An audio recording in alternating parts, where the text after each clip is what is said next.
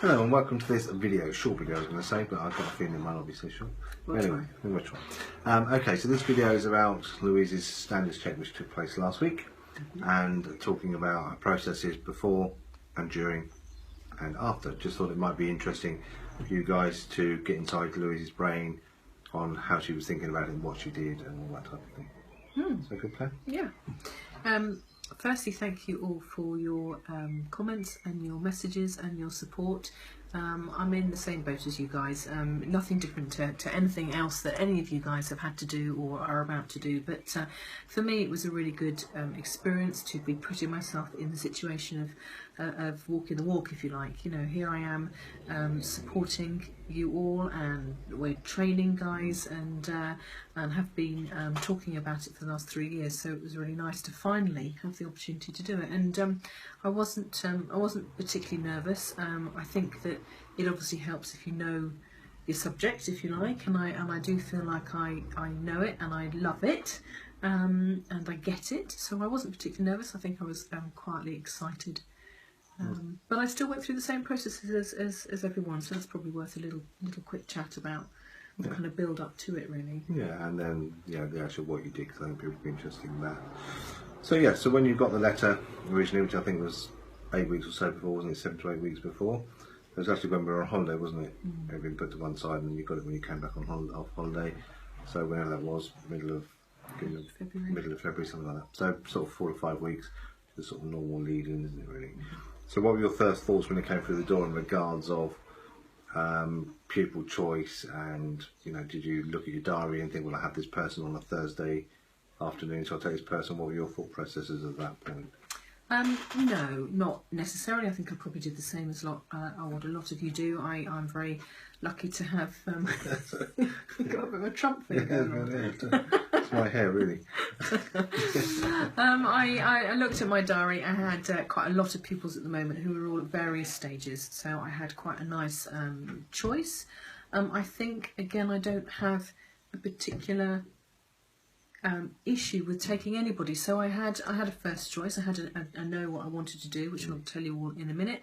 But I did have a second choice and a third choice, both of which were a completely different spectrum. So one was a fairly new beginner, and another one was a full licence holder. So and none of those would have particularly fazed me. But as I say to all of you guys when you ask advice and on my workshops, is to play to your strengths and do what you enjoy doing. So that was certainly something that I thought about, and I wanted, for various reasons, to kind of push some boundaries a little bit, not necessarily my own boundaries, but push the marking system, if you like, and to see exactly how far we can take our skills a little bit. And also, I think how far they recognise the skills, coaching skills and stuff. Yeah. What does that mean to them? What does coaching look like to them, really? Yeah, I opted to choose a provisional licence holder who had never driven before, so somebody who had never done anything before. And I know there is a bit of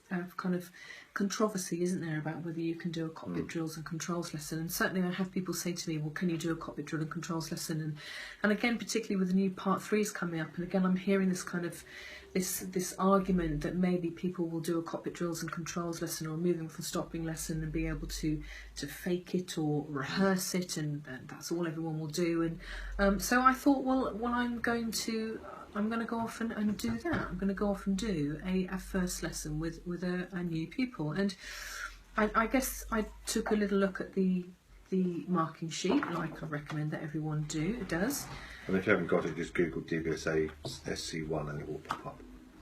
With a view to seeing how my lessons fit in with the criteria, or should I say how the criteria fit in with my lessons. And I was pretty confident that when you look at the 17 criteria, when you look at the motives and the reasons why these 17 criteria are there, that my first lesson, my first hour with a brand new pupil would tick those boxes, would fulfill those needs. So I certainly kind of had a look at that. I did a bit of route planning. In fact, I took you to have a look at a couple of routes. I guess this is where it was a little bit different. We're very fortunate where we live to have enough large empty car park kind of places, and places to kind of figure of eights and lots of clutch control and all that kind of stuff. And I don't have the the benefit of that, if you like, near our test centre. So if you think about where they do a moving off and stopping lesson on a part 3 at our local test centre, it's in a local large, bless you, You know, Carol. Normally. not going to edit this out, real life. Okay. I'm more useless than useful then, but there you go. We just cut the screen down. So the place where they do part 3s, which you're more familiar with from a moving off and stopping bit. Just over the last few years, it's got busier and busier. Large housing estate, very just not fast, suitable. lots of meeting situations, lots of traffic approaching, lots of bends. It's not the kind of place that you would take a new guy on their first lesson particularly. But I did find an area. I found an area which again wasn't particularly ideal. Bit of uphill, bit of downhill, couple of unmarked junctions that kind of went round a little circuit, but very quiet and nobody on it, and just enough room to kind of have a bit of a play. But so although the uphills and downhills wasn't particularly what I wanted, I knew that I was going to be concentrating obviously on clutch control skills, and so we kind of used that. We used that kind of hill a little bit. But let me tell you a bit about what I did. I took a girl called Beth, who, as I said, is a provisional licence holder and had never driven before. Now, Beth is quite a young girl. She is a mummy to an 18-month-old and a 6-week-old, and she's fairly new to the area as well. Although she has made some friends and things here. So I met her for the first time when I picked her up from her house before driving to the test centre. On the way to the test centre, we didn't talk about anything specific about the test, although she knew it was my standards check. She did a mind map about 10 minutes before the standards check, where she mind mapped what driving meant to her. And this was kind of the basis to a conversation that kind of went through the whole of the standards check, really. And she came up with some really interesting points about the fact that, you know, the independence and the freedom and all those kind of other stuff that we know our average provisional licence holders are really looking forward to. But she also talked about how important it was for her, because here she was with 2 small children. She was a young mummy herself, and this was kind of a rite of passage for her, and she felt like this was kind of the next stage of growing up, and that actually maybe people didn't look at her particularly as a grown-up until she was doing all these kind of grown-up things. So that was quite interesting, and so we did a bit of a mind map about that. And then at the very beginning, we talked about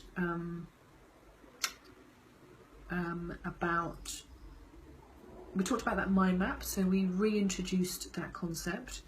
I asked her some real kind of coaching questions. Now, for me, a coaching question is one that helps me discover more about that person than the answer gives me, if you like, a bog standard answer would give me. So a question that will tell me a little bit about her. And so the kind of things that I asked her, and this is obviously with the SE in the back of the car, were the kind of questions that are going to tick these boxes of kind of getting to know somebody and getting to know what works for them, the goals that they want to set.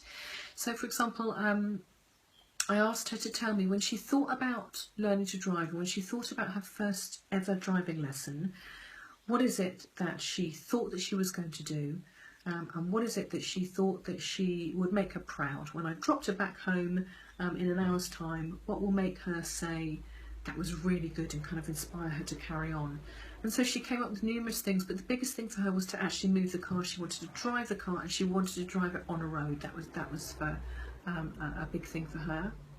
I asked her about what she, if she had any worries or fears or concerns, and she said, "What if I can't do it, Louise? What if I just don't get it and I can't do it?" So I kind of dug a little bit deeper with that and asked her what she meant by that. And she said, well, if I just can't do the feet and I can't make the car move, and there's somebody behind me and they're getting cross with me and I'm holding everybody up and the car doesn't get out of everybody's way. So that was quite interesting, because that obviously brought in these kind of the psychology of what was going on and her fears. And it gave me the opportunity, I guess, to talk about roles and responsibilities. So this is where the risk management bit came in for me. So I talked about the fact that if she didn't get it, if she couldn't do it, if she couldn't understand it, that wasn't her fault. That was up to me. That was my role to make it make sense, and my role to say or do whatever I needed to do to make it work for her. And I acknowledged the fear of having somebody behind and asked her if she was happy for me to take her to an area where I was going to kind of limit the possibility of that happening as much as possible, and that was fine. And I also, en route to the area, which was only probably about 3 minutes at the most, 3 or 4 minutes away from the test centre, was to ask her when she thought about learning, a new skill, or perhaps when she'd been at school, how did she think that she learned? How did she know that learning worked for her? And she said that she liked having a go, but she wanted to be told and she wanted to be supported, but she didn't mind making mistakes and she was happy to kind of experiment a little bit. So again, I asked her if she felt that that was going to be the same as when she was driving. And she thought yes. So again, that gave me the ability to kind of tick that box about was the teaching style suited the pupil's learning style and current ability. So that kind of sorted out that kind of question. And there was a couple of other things that came up that were quite interesting. I might remember them as we kind of go on. But lots of kind of conversational basis kind of stuff where I got to know her a little bit as well, and that kind of rapport building and setting goals and level of instruction, roles and responsibilities. So we went off and we pulled up in this little side road, and it was really quiet, except for loads and loads of dustbins that were all at the side of the road. So all these wheelie bins were at the side of the road, and it was in fact Beth who said something about just lots of dustbins. And of course, again, that was my opportunity to say, haha, dustbins. So it's nice and quiet at the moment, but who might we expect? And of course, I got a face just dropped at this thought of the dustbin men on this really quiet road. But again, they would have struggled to get past it. They possibly. But my opportunity just to say, you know, we will deal with the dustbin men, and I will deal with the dustbin men, and we'll cope with that. But looking at the clues that the road had given us, that to expect them. We swapped seats. I just allowed her to set her car up. I said basically just position your seat in a way that you feel like you can reach and see everything you feel like you need to reach and see. And sorry, I can just finish that and then I'll ask you. I was going to say, and just kind of reassured her that the engine was off and nothing was going to move. She could press and push various pedals and do all of that kind of stuff. So I'm going to ask questions with my part 3 head on now, because a lot of people watching this may be taking the first one, they've just done a part 3, so didn't get involved in all that check before you open the door and close the door behind you, I'll meet you around the back of the car and all that sort of stuff that people would be expected to do on a part 3. No, she was getting out of the passenger seat, of which she's done for the last 21 years of her life. I think it's real learners have common sense and experience, and the SE doesn't, and that's one of the main differences.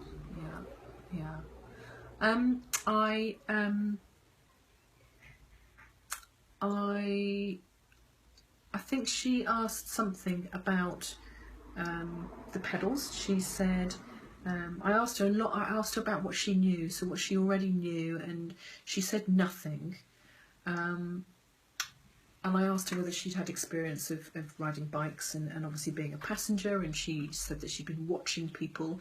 So I asked her what she'd worked out from watching people, and she said that she knew that there were 3 pedals, but she didn't know what my pedals were for.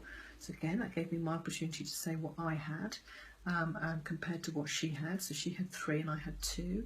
I asked her if she had any idea about what the pedals were, and she said that she knew that one of them would probably make the car go, one of them would make it stop, and she didn't know what the third one was for. We turned the engine on, and I said, have a press and have a play, and again just kind of reassured her that the car wasn't going to move, but just have a play. And so she literally just pressed some pedals and told me what they all felt like, how they felt differently. We used kind of words like sensitivity and smooth and pressure and all those kind of stuff. So those words are her words as opposed to yours? I was asking her how it felt, so how one pedal compared to the other pedal and what she could hear. So we talked about what we could hear, what we were kind of tuning into, I asked her to describe the noise of the engine. So the engine, when it was just ticking over, was humming and purring. When she put her foot on the gas pedal, which she then discovered was the gas pedal, and she recognised that would be the pedal that made her go. She talked about the car being noisy and angry and that kind of stuff. So we talked about the noise and how we kind of tune into the noise. I asked her if there was anything else that she felt that she needed to know before we actually started moving the car, and she said mirrors. So she actually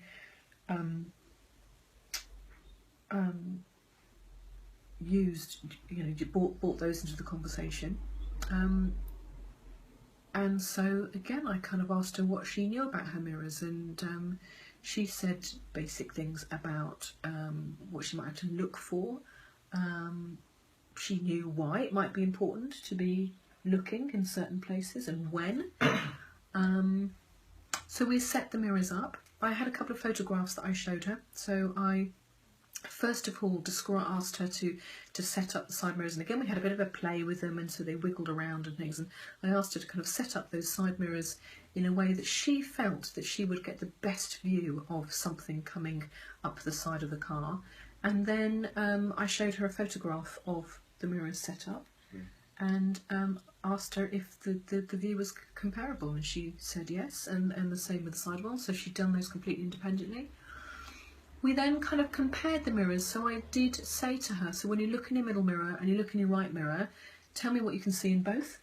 And she said there was a particular car down the end of the road that she could see in both. I asked her what the difference was in the visions, and she told me that. And then I asked her which one was lying, so which mirror was telling the truth and which one was lying. And this is a really interesting question. I don't know whether any of you guys ask your pupils on those first kind of few hours about this. I would say probably 9 times out of 10, in fact even more than that, probably 90%, 95, 96% of the time the pupils will say that the middle one is lying and the side ones are telling the truth. And then proving that by actually looking with our eyes and things like that.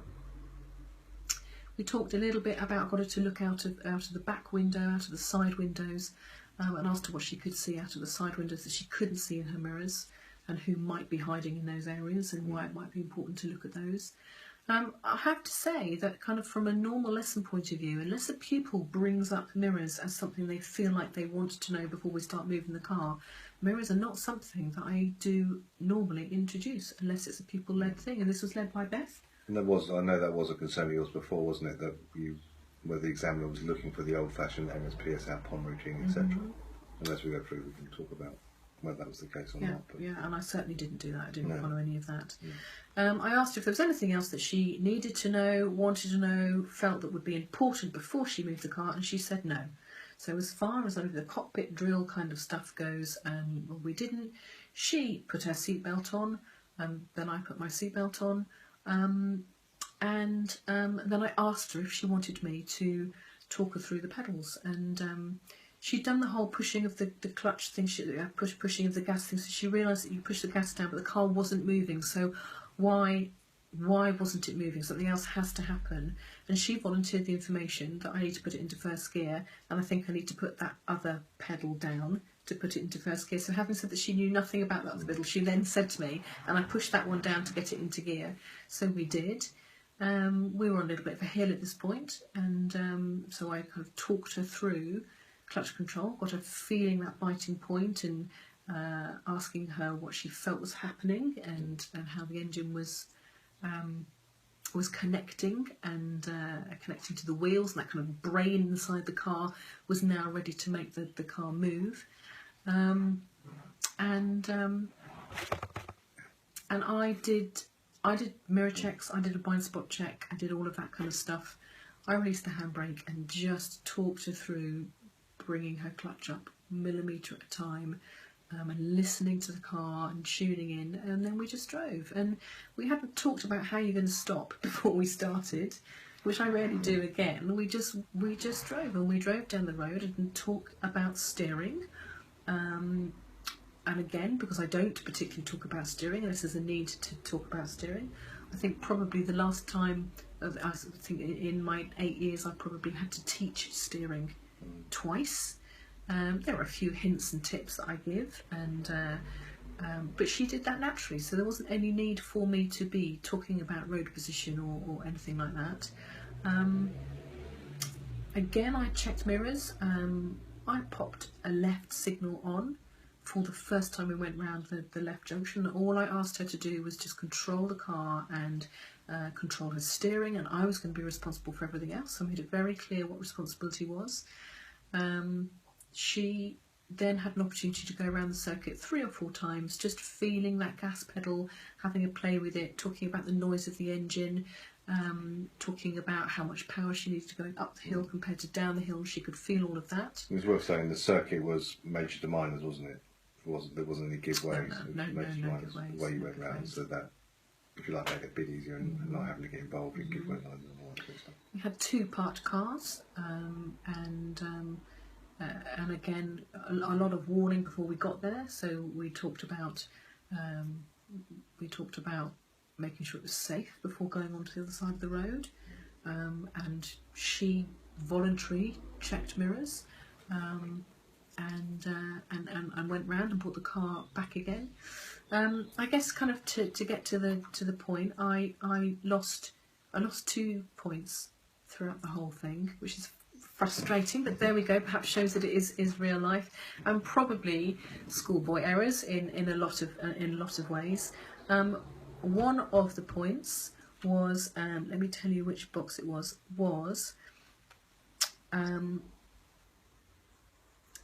the lesson plan adapted when appropriate to help the people work towards their learning goals? Because the SE felt that Beth had done really well and was really, really quite good, and actually she was actually really, really quite good. And the SE said that I could have perhaps done another circuit where I then encouraged her to take more responsibility for the mirrors as we went round the last junction, and actually encouraging her to do that. Although to a certain extent I was saying, you look with me, so you get used to that, but I think she just felt that actually Beth was able to just kind of get on with that a little bit. Slightly going for it when you were still talking about it, slightly ahead of you maybe. Yeah, perhaps. The other one was sufficient feedback given to help the people understand any potentially safety critical incidents, and this was again a very little point which we could all fall down on. One occasion Beth came round a corner, was going up a hill, and with no reason and instruction, she put a clutch foot down, and the car just kind of came to a very beautiful gradual stop. Because people always say if you put the clutch in and go too fast, but not if you're going uphill again. Yeah, absolutely. It's just as bad. There's no one around, nobody behind us. She was in a safe position, but I put the handbrake on and put the car into neutral and said, right, have a little talk about why that's happened and why you do and you don't need your clutch, and obviously got her moving off again on that hill. But because I had intervened, because I put the handbrake on and knocked the car into neutral while we had a chat, I didn't do the simple why I'd done it. So there was a safety critical situation that was about to happen or had happened. We'd stopped, and I'd controlled the situation. I was aware of it, but hadn't said why I'd stuck a handbrake on. Or even though you had done. Because you don't know it's obviously, but you've got to say, I used the dual control here, or I used the handbrake. Because I think it's worth pointing out to everyone, basically a dual control is anything that you use. Whether it be the wheel or handbrake, it's classed as a sort of dual control. It's something you use. And your mouth, any verbal interventions. So anything you have to explain about. But if you particularly use something physical, whether it's official dual control or not, you have to say. Whether you just grab the wheel quickly like that, you have to then say why you did that and talk about it. You talked about it, but you didn't just give that bit. I just used the handbrake there to stop us rolling backwards. That's all she would have wanted there. As I said to everybody, time goes really quickly. We swapped seats for the drive back. On the way back, I was asking her to give me examples of when she would be using clutch control. So she'd obviously done that for the last 20 minutes. So she talked about the times that she would be controlling the car using clutch control. I then got her to point out occasions on my drive back where I was using it. So at junctions, creeping up to traffic lights. We obviously hadn't got out of first gear, so on the way home I stayed in first gear and asked her to tell me the noise of the engine. So she used those words that she'd been using before about being angry and noisy and what the car might be wanting from us. And so we did that, and the same with third gear and the same with fourth gear. She was already recognising the noises. And obviously on the way home, I asked her to tell me what the next step for her was going to be. So how well her learning had gone and what she felt like that she wanted to do next. She said for her the next step was gears. She felt that she was now ready to be on roads where she would like to progress with her gears. We got back to the test centre, and my debrief, of course, had happened a little bit on the way back, because I was able to talk to her about that. But I asked her to again fill in a kind of a mind map, which kind of has in the middle of it what I've discovered today, and she filled in that. So she talked about what she discovered about the car, and what she discovered about herself. And what she discovered about herself was that she was going to be able to do it, that she did enjoy it, and that she found it easier than she thought she would. So I think that's an important point, because I think this comes up all the time, is what should I do and how should I do it? The bottom line is, at the end of the day, it doesn't matter how you do it or what you do, as long as it works. And by doing that mind map at the end, the examiner knows anyway, of course, but it sort of proves to the examiner that it's worked, because if she did the mind map and said, I've learned nothing, then you'll be in trouble, wouldn't you? But clearly that's not the case. So as long as she's learned something, the examiner sort of has to give you a good mark, because that's the whole point of the process, isn't it? Agree? Yeah. So, do you want to talk about the debrief at all? Is there anything to talk about there? No, there was not an awful lot to say. In fact, we talked more about audit and part threes than we did about my standards check. I mean, Barbara asked if I had any questions. I agreed with her basic comments. And we talked a little bit about Beth. So we talked a little bit about how she's going to be a nice driver, and she obviously was fairly natural and was getting the idea and what was going to be good for her. So not particularly about me or my standards check. Certainly I had nothing in the comment section. That's right. I've got a 6. They could still give me a 15-minute debrief. So no doubt there'll be questions, but I hope that kind of shows that from a client-centred learning point of view, from a skill-based point of view, I was about as far removed from your bog standard part 3